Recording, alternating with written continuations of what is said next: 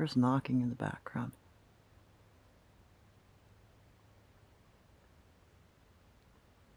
Ne hao quay yun? Ho.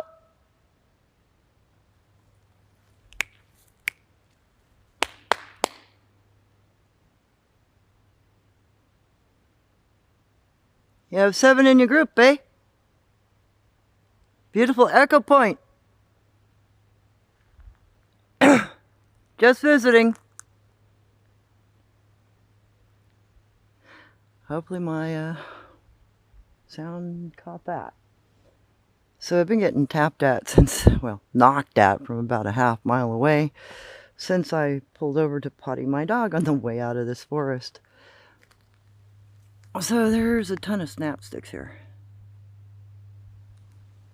Come here, dog.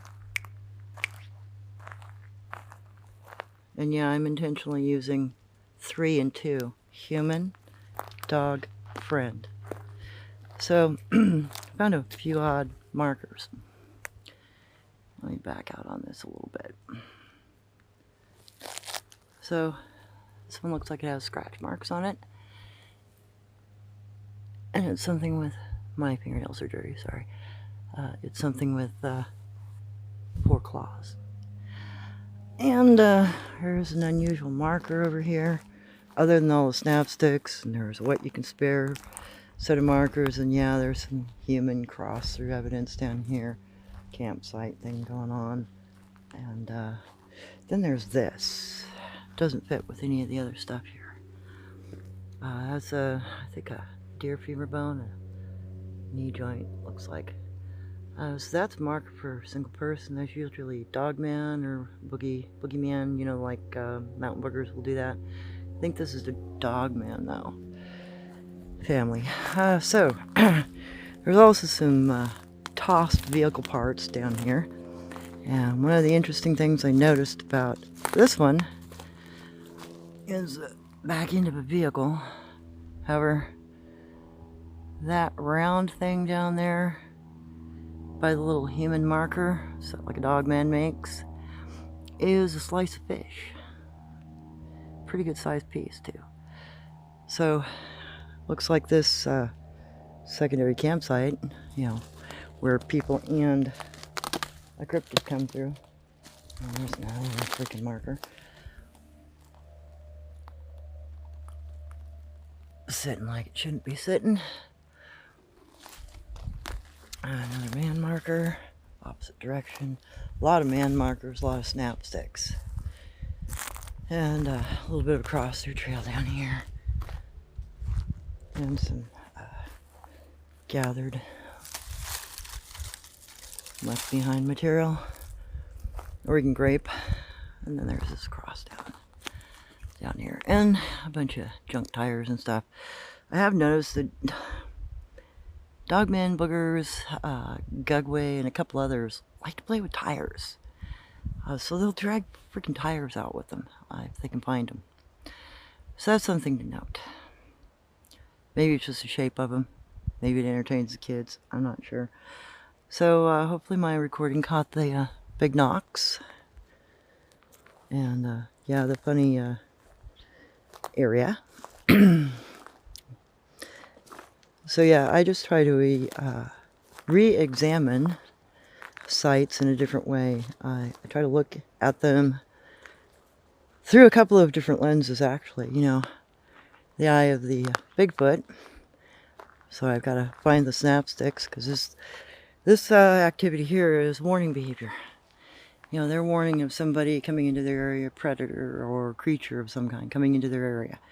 So you'll find, you know, in an area where they are commonly at, you'll find sometimes dozens of snapsticks, even if it's a pass-through area, because this is their warning system. So I always confirm my areas, not by tracks. I mean, it's nice to have a track. But this takes a pair of hands. So let me walk you over to the other side of the road. And I'm going to intentionally avoid most of the roadway, because this is just a roadway through National Forest. Oh, there's another snapstick. I wanted you to see this evidence on this side as well. So you got some downward movement. A little bit of deer evidence on it, but not a lot. No bear, no other cat kind of evidence.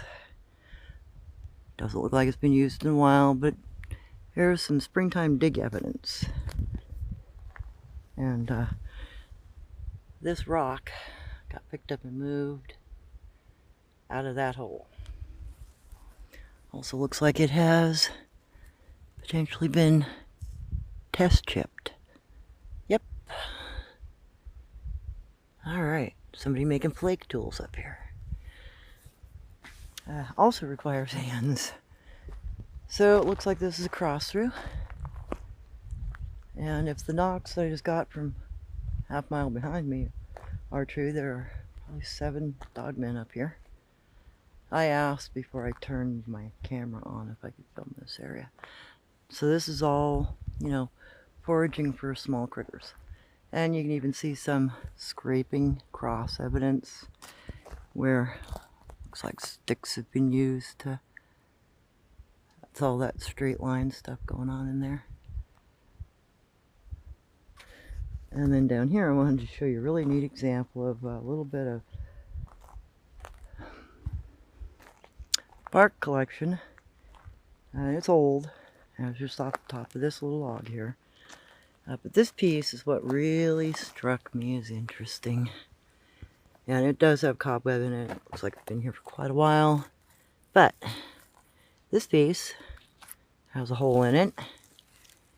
The only way it could have been removed is to have been taken off my hand and placed there, because this, I don't want to try to force it because this is dried out now, is probably where it came from.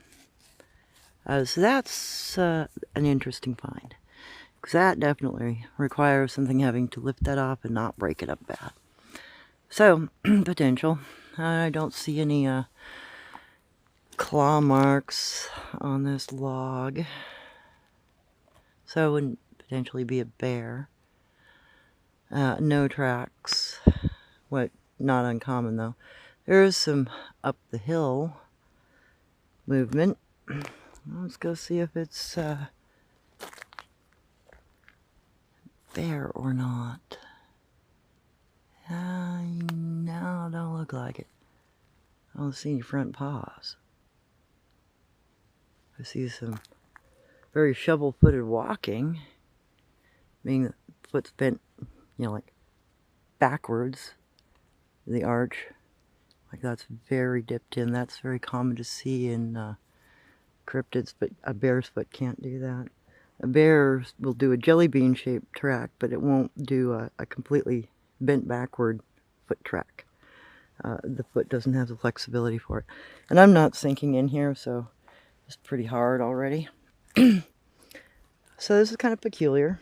That, and there's some placed feathers. Looks like something maybe sat here and pulled a couple feathers out of something before they ate it. It's not uncommon. So this kind of foraging is pretty regular. It's going after small rodents.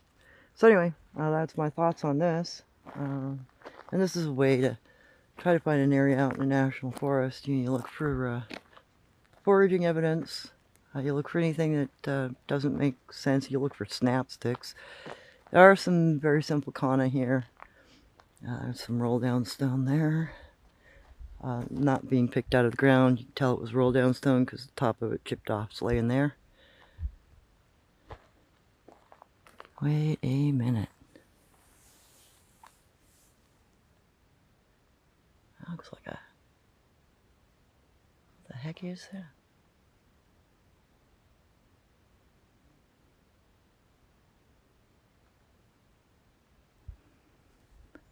That looks like a... Not a stick tip. Maybe stone had been placed there and brought back out. That's an odd divot. Shouldn't be there. Isn't a track. So this is what you might want to look for if you're trying to locate an area out in the middle of nowhere. Because once you get up here, most of this digging quits. There's a little bit of cross up there. A little bit of new foraging, but no tracks again. So anyway, if you want to see more of this sort of thing out and about, and this was just a side adventure. This wasn't anything serious. Just trying to get out of town for a day and have some fun. And that's what's below. Nice foraging area. That's potentially have been a cut tree. Right there. A very classic kind of area. Love the echo point. And if you notice, it really goes away.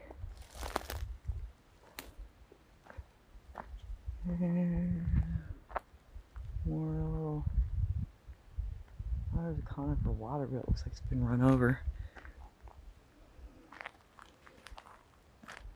Oh, it's got a break stick in it. No, that's not the conifer water. That's a different conifer. That might actually be a kanji. So, there's also kanji here. Just had to walk a little further up. So, this would be a very promising site if somebody wanted to sit in the middle of the night and try to record something, because if there's activity during the day, there'll probably be a lot of activity at night here.